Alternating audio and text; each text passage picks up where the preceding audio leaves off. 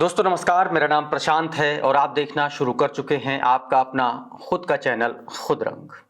खबर बहुत दुखद है।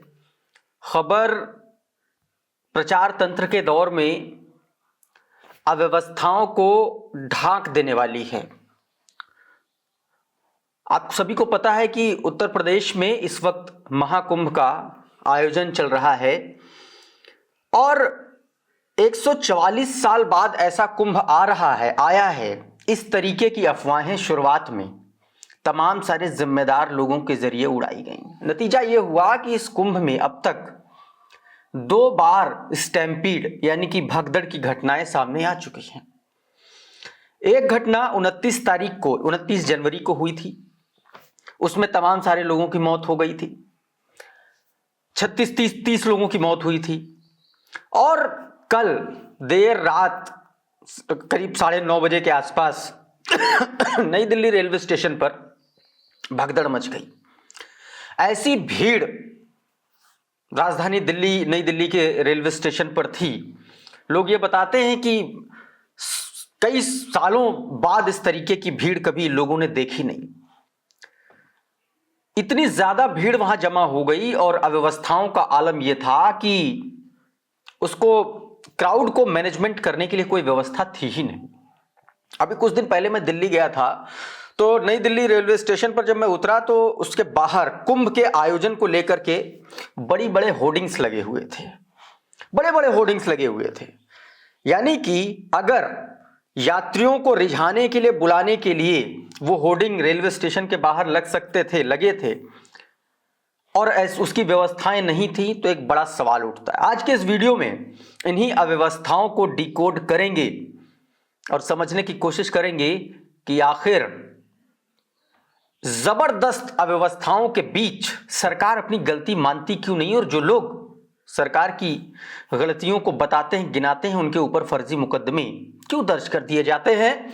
यह बताऊंगा बहन कुमारी मायावती जी ने किस तरीके से केंद्र सरकार को, मोदी सरकार को जबरदस्त तरीके से लताड़ लगाई है और बताऊंगा आकाश आनंद ने एक एक पुर्जा खोल दिया है, केंद्र सरकार का कुंभ पर एक एक कलाई खोल दी है। सब कुछ बताऊंगा, लेकिन सबसे पहले आपको घटना के बारे में विस्तार से आपको बता देता हूं। नई दिल्ली का रेलवे स्टेशन, रात के करीब 9:26 की यह घटना रिपोर्ट की गई दैनिक भास्कर के मुताबिक। 18 लोगों की मौत हो गई। मौत कैसे हुई इसके बारे में मैं बताऊंगा, लेकिन कौन कौन कितने लोग थे इसमें? 14 महिलाएं हैं, 3 बच्चे हैं और इसमें 25 से ज्यादा लोग घायल हैं। अब ये आंकड़े जो हैं ये अलग अलग प्लेटफॉर्म पर अलग अलग तरीके से बताए जा रहे हैं। किसी में महिलाओं और बच्चों और पुरुषों की संख्या बताई जा रही है, किसी में नहीं। लेकिन मैं ओवरऑल आपको 18 लोगों की बात बता दे रहा हूं। इसमें ज्यादातर महिलाएं हैं और 3 से 4 बच्चे हैं। ये जो घटना हुई दोस्तों, ये नई दिल्ली रेलवे स्टेशन का जो प्लेटफॉर्म नंबर 13 है, 14 है, 15, इन तीनों प्लेटफॉर्म के बीच में हुई और इसमें 16 भी शामिल हैं। हुआ यह कि 3 ट्रेनें, जो तीनों की तीनों ही ट्रेनें जो है वो प्रयागराज जाने वाली थी। कौन कौन सी वो ट्रेनें थी मैं आपको बता देता हूं।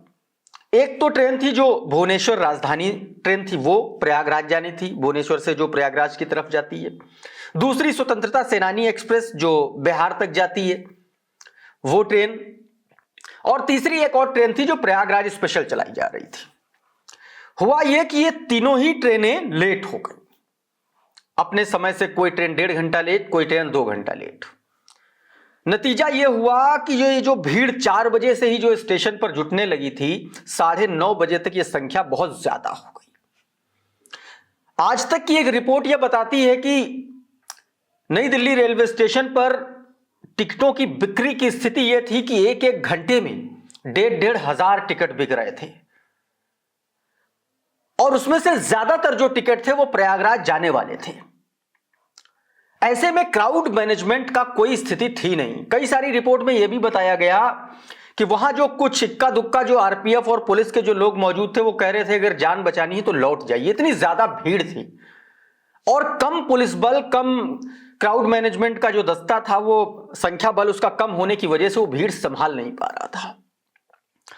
अचानक ये हुआ कि एक अनाउंसमेंट होता है 9:30 बजे के आसपास कि प्रयागराज जो स्पेशल ट्रेन है वो प्लेटफॉर्म नंबर 16 पर आ रही है। ऐसे में जो भीड़ प्लेटफॉर्म नंबर 14 पर इकट्ठा थी भुवनेश्वर, राजधानी भुवनेश्वर के लिए और जो स्वतंत्रता सेनानी के लिए 14 और 15 पे, एक तरफ 15 है प्लेटफॉर्म, एक तरफ 14 है।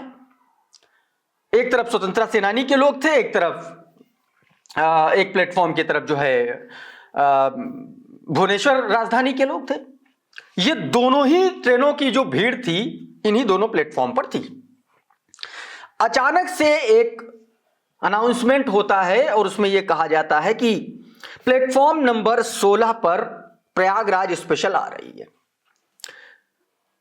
लोगों के दिमाग में यह आया कि वो ट्रेन जल्दी आ रही है और ये दोनों ट्रेनें लेट हैं, तो 14 और 15 की जो भीड़ थी अचानक 16 की तरफ भागी। ऐसे में जो लोग, जो फुट ओवरब्रिज था, जो लोग उस पर बैठे थे, इतनी तेज भागा कि वो लोग जो बैठे थे वो संभल ही नहीं पाए और सब के सब दबते चले गए, कुचलते चले गए। और इस वजह से यह हादसा हो गया। और इस क्राउड को मैनेज करने के लिए, क्राउड को कंट्रोल करने के लिए कोई था नहीं। पहली नजर में यह जो गलती है इस सीधे तौर पर रेलवे की गलती है, प्रशासन की गलती है। लेकिन मानेगा कौन? प्रचार करेंगे। एक महिला रिपोर्टर पॉलिटिक्स की, उसने इस पूरे विजुअल को कवर किया, उसको बैठा लिया गया, उसको इस तरीके से प्रताड़ित किया गया, उसको ट्वीट डिलीट कराने के लिए, उसको विजुअल डिलीट कराने के लिए उसको फोन का आईडी पासवर्ड मांगा गया, उस पर एक्शन करने के लिए बात कही गई, उसके आईडी कार्ड की अधिकारियों ने फोटो खींची। इस तरीके की घटनाएं दोस्तों हुई हैं, उसके बारे में मैं आपको बताऊंगा।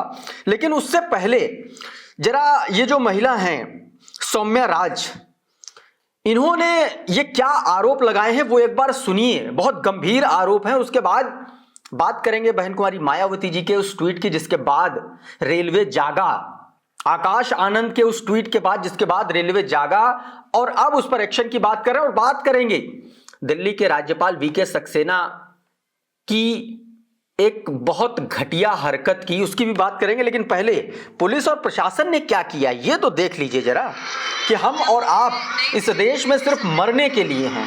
सुनिए। के बारे में मालूम हुआ तो मैं यहाँ मौके पर पहुंची और मैंने कुछ लोगों से बातचीत की।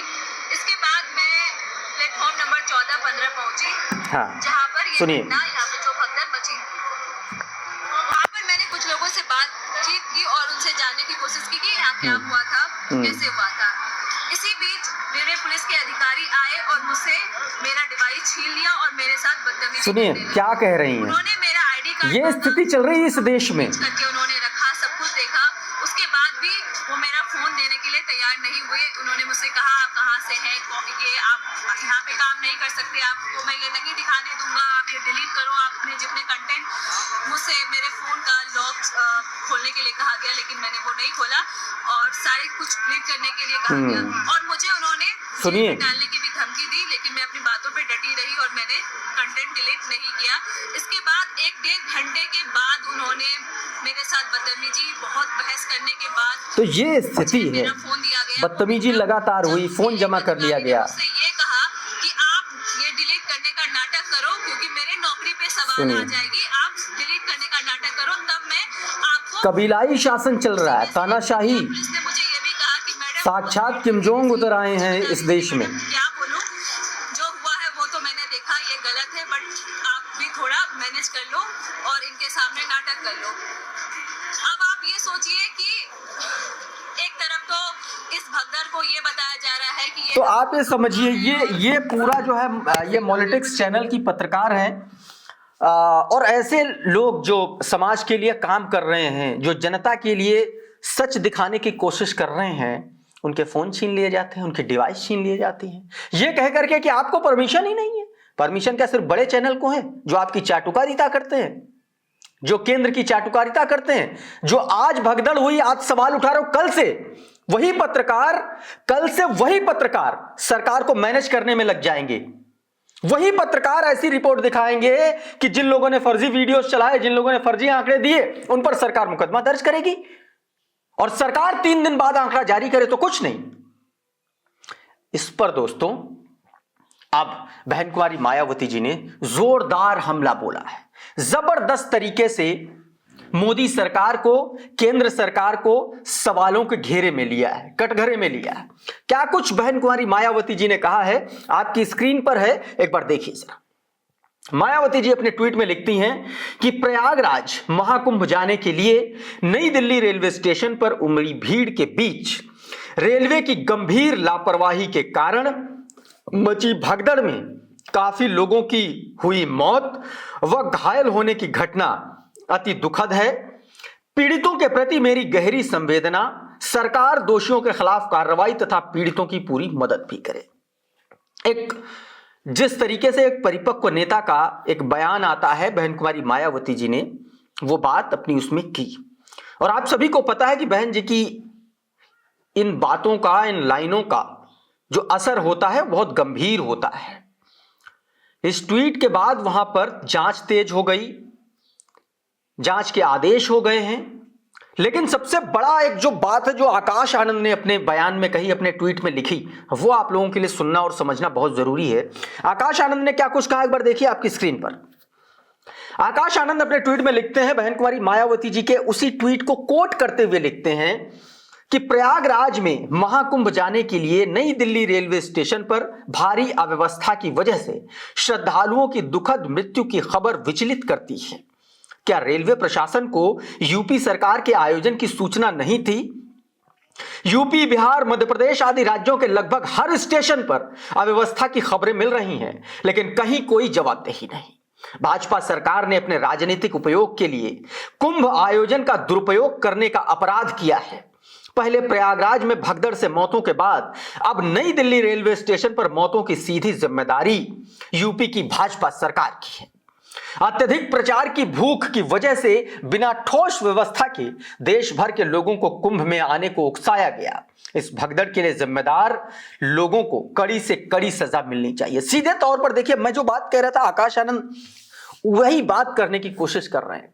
प्रयागराज आने के लिए उकसाया गया, बार बार यह प्रचारित किया गया कि 144 साल बाद कुंभ आ रहा है, 144 साल बाद कुंभ आ रहा है, सिर्फ इसलिए कि एक सरकार जो प्रचार तंत्र की भूखी है, जो लोगों के सांसों पर अपनी सत्ता की रोटियां सेकना चाहती है, वो ये प्रचारित कर रही है कि 144 साल बाद कुंभ आ रहा है, जबकि संत कह रहे हैं ऐसा कुछ नहीं है। वो सिर्फ इसलिए कि एक कीर्तिमान रचा जा सके। कल का आंकड़ा था, बहुत पीठ थपथपा रही थी उत्तर प्रदेश की योगी सरकार। वो कह रही थी कि 50 करोड़ लोग आए, 50 करोड़ लोग आए। ऐसे ही आए, इसी तरीके से आए। सरकार को यह भी बताना चाहिए कि ये लोग आए किस तरीके से, कितने कितने किलोमीटर पैदल चल के आए। और ये सिर्फ दिल्ली की बात नहीं है, कल ही प्रयागराज में आग लग गई फिर से, और ये तीसरी घटना है इस कुंभ की आग लगने की। रुपयों से भरे 2 बैग जल गए, एक बैग बचाया गया, उसके भी आधे नोट जल गए बताया जा रहा है। तो ये व्यवस्थाएं हैं महाकुंभ की, लेकिन सरकार सोना दिखा रही है, सोना। पानी में, गंगा में जो चप्पलें तैर रही हैं, जो नाले बह रहे हैं, वो तस्वीर अगर कोई दिखा देगा ना तो मुकदमा दर्ज हो जाएगा उत्तर प्रदेश के भीतर। तो आप ये सोचिए कि किस तरीके का प्रचार तंत्र है वो काम कर रहा है। और ये वही प्रचार तंत्र है जो आज 18 मौतों पर सरकार से दबी जुबान में सवाल पूछ रहा है। और कल यही मीडिया कल से सरकार को सहलाने लगेगा और अपने ही पत्रकार साथियों पर जिन्होंने सच दिखाया, मॉलिटिक्स जैसी महिला पत्रकार, मॉलिटिक्स चैनल की जिस तरीके से महिला पत्रकार ने कोशिश की, क्या पता कि इस महिला पत्रकार पर कल को मुकदमा दर्ज हो जाए, क्योंकि उसने सच दिखाया है। और सच दिखाने की सजा उसको मिलेगी, इसलिए मिलेगी क्योंकि तानाशाही का शासन है। रामराज्य के सरकार में, रामराज्य के दौर में इस तरीके की जरूरत कोई कैसे कर सकता है कि समाज के फफोलों को दिखा सके। और उसी का काम आकाश आनंद ने किया है दोस्तों। बहुत दुखद घटना है, बहुत गंभीर सवाल खड़े करने वाली घटना है। एक दौर था इस देश में, रेलवे हादसों पर रेल मंत्री के इस्तीफे हो जाया करते थे। सुबह से इस्तीफे मांगे जा रहे हैं अश्विनी वैष्णव से, अश्विनी वैष्णव के कार्यकाल में दर्जनों रेल हादसे हुए, दर्जनों, गिनती नहीं है, कई 100 लोग मारे गए हैं इस व्यक्ति के रेल मंत्री के कार्यकाल में, लेकिन कोई असर नहीं है, क्योंकि सरकार गलती नहीं मानेगी तो फिर नैतिकता कहां की है। कुल मिलाकर के अगर आप प्रयागराज जा रहे हैं, अपने रिस्क पर जाइए। अगर इंश्योरेंस है आपका अपना तो जाइए, क्योंकि आपकी जान की कोई कीमत नहीं है, ना कोई गारंटी है। सरकार आपको कीड़ा मकोड़ा समझती, सरकार की नजर में आप एक गिनती हैं जो 50 करोड़ उनका स्वर्णिम इतिहास बनाने के लिए, बाकी उनकी कोई गारंटी नहीं, कोई जिम्मेदारी नहीं।